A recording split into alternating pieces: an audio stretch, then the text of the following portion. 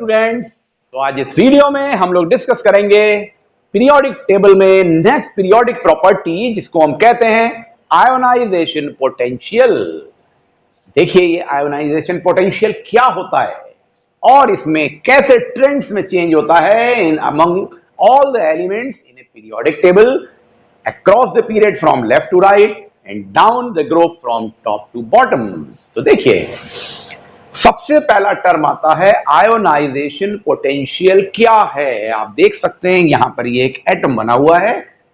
ये atom for example हमने ले लिया है मैग्नीशियम का एटम है जिसका एटॉमिक नंबर है 12। तो इसका जब हम कॉन्फ़िगरेशन बनाएंगे तो लिखेंगे 282 और इसके इलेक्ट्रॉन्स को अगर ऑर्बिटल्स में अरेंज करें तो 2 इलेक्ट्रॉन्स इनरमोस्ट में, देन 8 इलेक्ट्रॉन्स और थर्ड ऑर्बिटल में आएंगे 2 इलेक्ट्रॉन्स।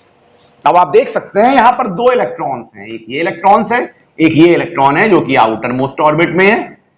तो ये जो इलेक्ट्रॉन्स हैं ये अट्रैक्टेड हैं टुवर्ड्स द न्यूक्लियस, ये अट्रैक्टेड हैं टुवर्ड्स द न्यूक्लियस क्योंकि न्यूक्लियस पे क्या है, न्यूक्लियर चार्ज, और वो पॉजिटिव चार्ज होता है।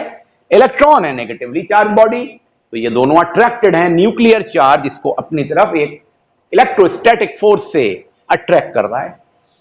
अब ये इलेक्ट्रॉन अगर बाहर निकलना चाहें, अगर हम चाहें कि ये इलेक्ट्रॉन बाहर निकल जाएं तो इनको वर्क परफॉर्म करना पड़ेगा, एनर्जी की रिक्वायरमेंट होगी, एनर्जी की रिक्वायरमेंट होगी against the force of attraction between nuclear charge nucleus and the electron.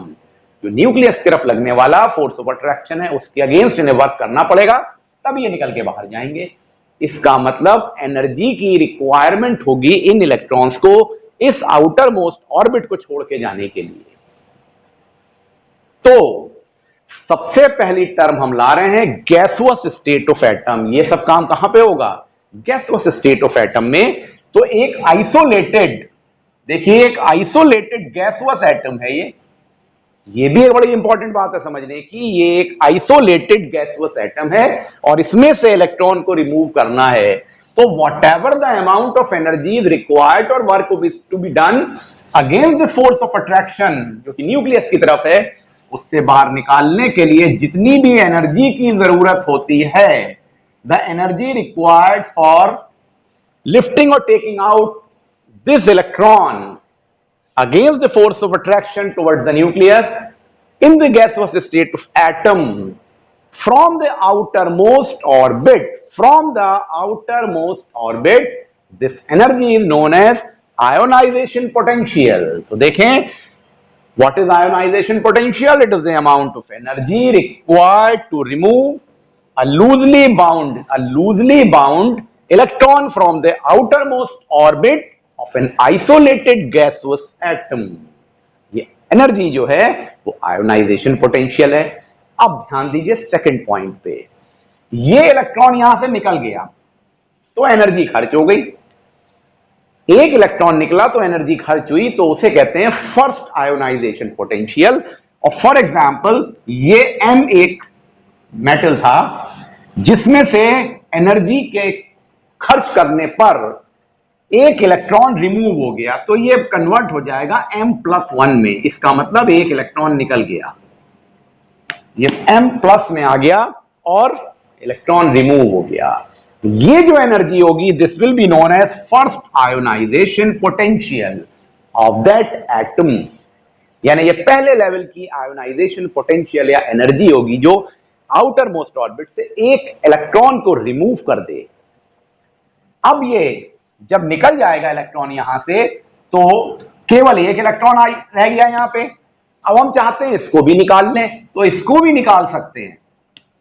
जब आप इसको निकालेंगे तो M से नहीं निकालेंगे, अब आप M+ की स्टेट आ चुकी है इसकी, ये कैटायनिक स्टेट आ चुकी है, इसमें से निकालेंगे तो ये इलेक्ट्रॉन भी निकाला जा सकता है और उस समय जो एनर्जी चाहिए होती है वो कहलाएगी सेकेंड आयोनाइजेशन पोटेंशियल और इलेक्ट्रॉन निकल जाएगा और ये आयनिक स्टेट इसकी हो जाएगी M2+।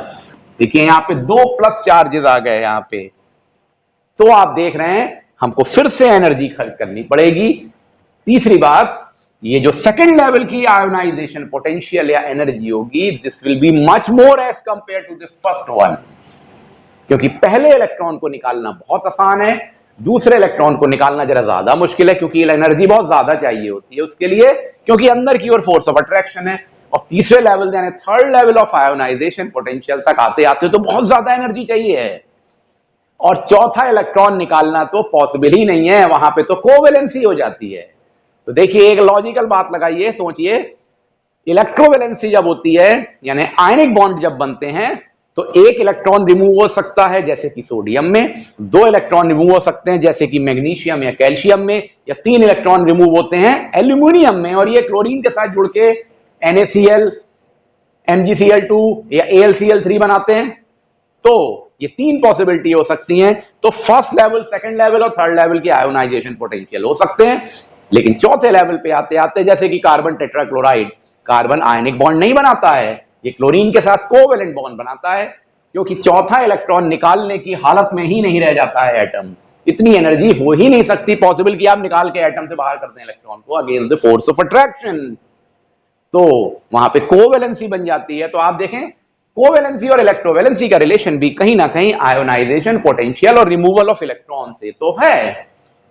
आई होप आपको यह बात समझ में आ गई होगी कि जैसे जैसे इलेक्ट्रॉन्स बाहर निकलते जाएंगे आयोनाइजेशन पोटेंशियल का अमाउंट ज्यादा होता चला जाएगा। मीन सेकंड लेवल पे ionization potential will be greater than first level. जो इसके लिए हम यूनिट यूज करते हैं इसके मेजरमेंट की, वो वही यूनिट है एनर्जी की यूनिट, इलेक्ट्रॉन वोल्ट। तो unit of ionization potential is electron volt. ये आयोनाइजेशन पोटेंशियल दो फैक्टर्स पे डिपेंड करता है। जैसा कि हमने एटॉमिक साइज के बारे में पढ़ा था, वो भी दो फैक्टर्स पे डिपेंड करता था। Ionisation potential of an atom दो फैक्टर्स पे डिपेंड करता है। ये दो फैक्टर्स होते हैं, पहला है एटॉमिक साइज, पहला है एटॉमिक साइज और दूसरा है न्यूक्लियर चार्ज, जो न्यूक्लियस पे चार्ज होता है। तो जैसा कि आप डायग्राम में देखिए, एक ये एटम है जिसमें दो ऑर्बिटल हैं और ये एटम है जिसमें तीन ऑर्बिटल्स हैं। क्या डिफरेंस हुआ? इसका साइज स्मॉलर है क्योंकि एटॉमिक रेडियस कम है, और इसका साइज ज्यादा है क्योंकि एटॉमिक रेडियस ज्यादा है।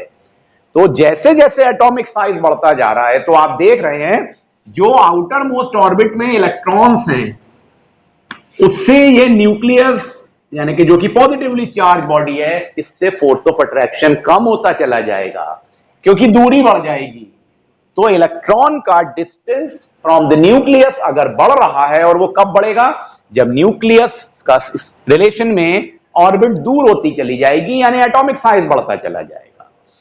तो अगर साइज यानी कि एटॉमिक साइज बढ़ता जा रहा है गैसोस एटम का, तो force of attraction between electron and the nucleus decreases, वो कम हो जाएगा। Means as an atomic size increases, the nucleus force of attraction on the outer most electron decreases, यानी कि ये लूजली हेल्ड हो जाएंगे, ये कमजोर तरीके से इससे अट्रैक्टेड होंगे। तो क्या होगा? तो ये आसानी से निकाले जा सकते हैं। They can be removed easily by less amount of energy और by using the less amount of energy. तो कम एनर्जी में ये बाहर निकाले जा सकते हैं। कहने का मतलब है आयोनाइजेशन पोटेंशियल डिक्रीज हो जाएगा क्योंकि कम एनर्जी की जरूरत है। एनर्जी कम जरूरत है तो कम आयोनाइजेशन पोटेंशियल, ज्यादा एनर्जी की जरूरत है तो ज्यादा आयोनाइजेशन पोटेंशियल। तो सिंपल सा कंक्लूजन आया, एटॉमिक साइज बढ़ने से force of attraction between electron and the nucleus decrease हो जाता है, इसलिए लेस अमाउंट ऑफ एनर्जी की जरूरत है। तो आयोनाइजेशन पोटेंशियल डिक्रीज हो जाता है, ये यहां पे लिखा हुआ है। पहला फैक्टर हो गया। दूसरा फैक्टर है न्यूक्लियर चार्ज।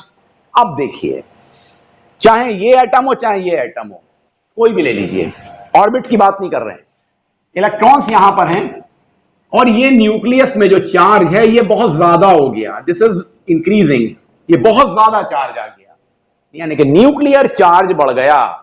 तो force of attraction between electron and the nucleus will become much more greater. तो फोर्स ऑफ अट्रैक्शन ज्यादा हो जाएगा इलेक्ट्रॉन और न्यूक्लियर चार्ज के यानी न्यूक्लियस के बीच में।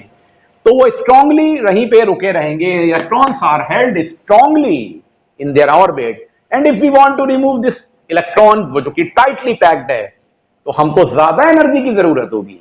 तो न्यूक्लियर चार्ज बढ़ेगा तो आयोनाइजेशन पोटेंशियल भी इंक्रीज हो जाएगा, क्योंकि हमें ज्यादा एनर्जी खर्च करनी पड़ेगी इलेक्ट्रॉन को रिमूव करने में against the strong force of attraction.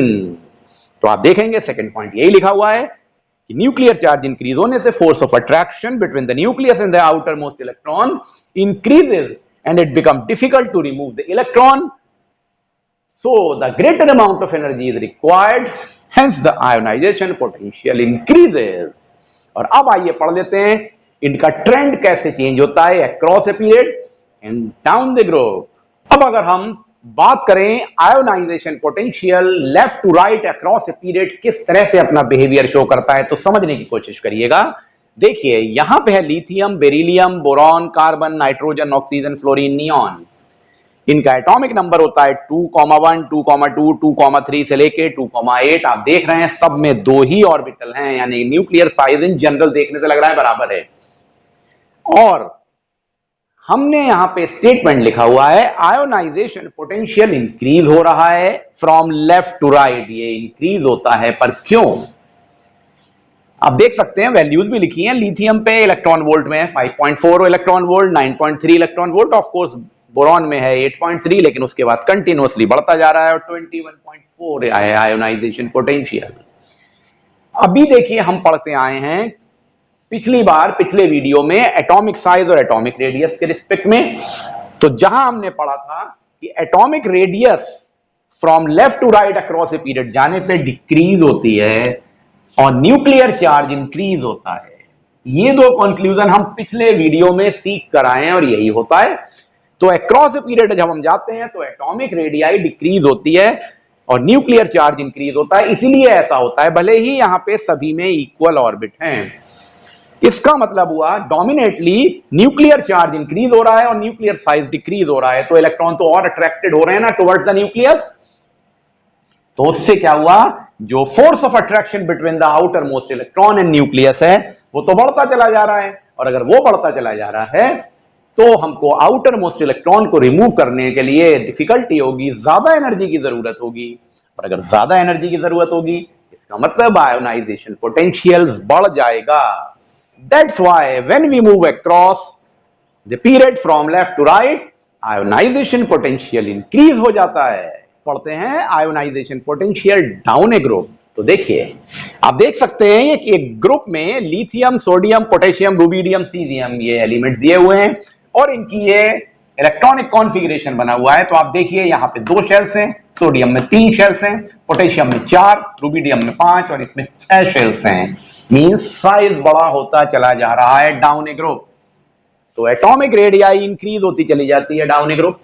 पहला पॉइंट, जैसा कि हम पिछले वीडियो में देख के आए हैं, मैं जो बोल रहा हूं कि एटॉमिक रेडियाई तो इंक्रीज होती है और साथ में इन पे जो न्यूक्लियर चार्ज है वो भी इंक्रीज होता है। लेकिन ओवरऑल इफेक्ट के हिसाब से क्या होता है कि एटॉमिक रेडियाई डोमिनेट कर जाती है न्यूक्लियर चार्ज के इफेक्ट पे। क्लियर? अब देखिए क्या हुआ, उसका अंदर भी और जरा डिटेल में चले जाएं। अगर एटॉमिक रेडियाई इंक्रीज हो रही है तो जो आउटर मोस्ट इलेक्ट्रॉन है वो तो न्यूक्लियस से दूर होते जा रहे हैं, यानी कि वो लूजली कनेक्टेड हैं न्यूक्लियस के साथ में इस सिचुएशन में। लेकिन जब हम कह रहे हैं कि न्यूक्लियर चार्ज इंक्रीज हो रहा है तो टाइटली पैक्ड है। तो अगर हम सिर्फ इसके रिस्पेक्ट में बात करें, एटॉमिक रेडियस इंक्रीज हो रही है तो आयोनाइजेशन पोटेंशियल डिक्रीज होना चाहिए क्योंकि इलेक्ट्रॉन लूजली अट्रैक्टेड हैं। और जब हम बात करेंगे न्यूक्लियर चार्ज के रिस्पेक्ट में जो कि इंक्रीज हो रहा है डाउन ए ग्रुप, तो हम कहेंगे कि स्ट्रांगली अट्रैक्टेड हैं इलेक्ट्रॉन्स न्यूक्लियस की तरफ। तो इस रिलेशन में आयोनाइजेशन पोटेंशियल इंक्रीज होना चाहिए।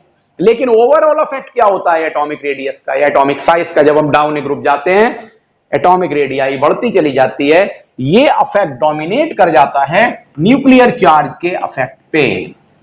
तो एटॉमिक रेडियाई रिस्पॉन्सिबल है आयोनाइजेशन पोटेंशियल को डिक्रीज करने में, न्यूक्लियर चार्ज रिस्पॉन्सिबल है आयोनाइजेशन पोटेंशियल को इंक्रीज करने में। लेकिन down a group overall effect होता है कि एटॉमिक रेडियाई डोमिनेट कर जाती है इफेक्ट ऑफ न्यूक्लियर चार्ज पे। तो इलेक्ट्रॉन्स और न्यूक्लियस के बीच का फोर्स ऑफ अट्रैक्शन कम हो जाता है और वो कम होने से वो लूजली बाउंड होंगे तो आसानी से निकल जाएंगे, यानी लेस एनर्जी इज रिक्वायर्ड। तो आयोनाइजेशन पोटेंशियल डिक्रीज हो जाएगा, यानी डाउन ए ग्रुप जाने पे आयोनाइजेशन पोटेंशियल डिक्रीज होता है। तो बच्चों, आप लोगों ने इस वीडियो में आयोनाइजेशन पोटेंशियल के बारे में समझा। नेक्स्ट वीडियो का वेट करिए, जिसमें हम लोग पढ़ेंगे detail discussion about electron affinity. Thank you very much.